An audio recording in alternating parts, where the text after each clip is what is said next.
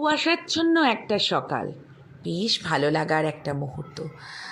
আকাশে পাখি উঠছে কিনা বোঝা যাচ্ছে না, সূর্য উঠেছে কিনা সেটাও বুঝতে পারছি না। ঘন কুয়াশায় চারদিক ঢেকে রয়েছে, এপার ওপার দেখা যাচ্ছে না। কিন্তু শ্রীপঞ্চমী, আমার গৃহে মা সরস্বতীর আরাধনার সময় হয়ে এলো। ঠাকুরমশাই পুজো করছেন, যৎসামান্য আয়োজন আমার। আগে করতাম অনেকটা বড় করে, কিন্তু ছেলের কর্মব্যস্ততার মাঝখানে এখন কোথাও যেন মনে হয় মায়ের পুজো বন্ধ করব না, তবে আয়োজনটা একটু ছোট করে ফেলেছি।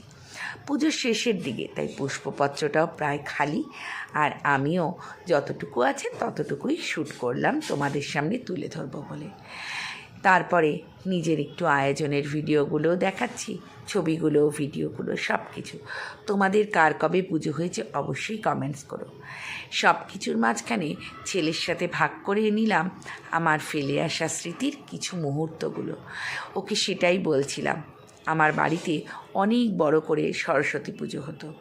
পাড়ার অনেক ছোট ছোট বাচ্চারা অঞ্জলি দিত আমাদের বাড়িতে।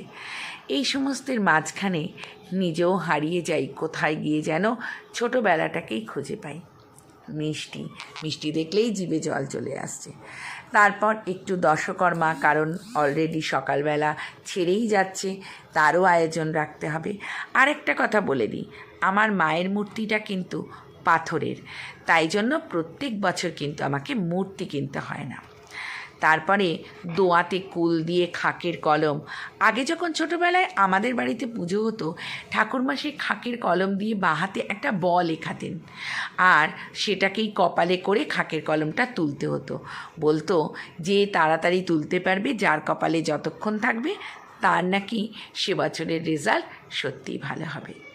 সত্যি বিদ্যার দেবীর কাছে এইটুকুই প্রার্থনা, সকল সন্তানরা যারা লেখাপড়া করছে তাদের ভালো করো, তাদের দীর্ঘায়ু করো এবং তাদের মনস্কামনা পূরণ করো। লেখাপড়া শিখে তারা যেন অনেক অনেক বড় হতে পারে, এইটুকুই তোমার কাছে চেয়ে নেওয়া।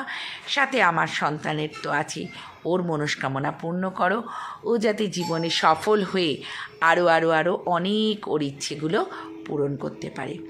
মা সরস্বতী সকলের মঙ্গল করুন। জ্ঞান বুদ্ধি, শুধু লেখাপড়ায় চেতনা জাগানোটা বড় কথা নয়, বড় হওয়াটা বড় কথা নয়, প্রকৃত মানুষ হতে গেলে তার ব্যবহারটাও যেন মানুষের মতনই হয়।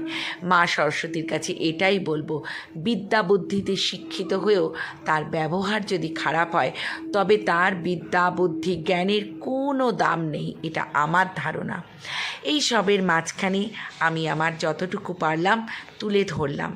তোমরাও তোমাদের মুহূর্তগুলো তুলে ধরো। আমার মা সরস্বতীর পুজো কেমন হলো অবশ্যই কমেন্টস করে জানিও। এটা নতুন কথা নয়, আমি তোমাদের থেকে কমেন্টসের আশা সর্বদাই করব। আর তোমরাও আমাকে সুন্দর সুন্দর কমেন্টস করো। আবারও ধন্যবাদ জানাই। তোমরা খুব খুব ভালো থাকো, সরস্বতী পুজোয় খুব আনন্দ করো। আর এই শ্রী পঞ্চমীতে সবার অনেক অনেক শ্রী খুলে যাক। আমারও বিদায় নেবার পালা, আজকে আসি। সবাই ভালো থেকো, সুস্থ।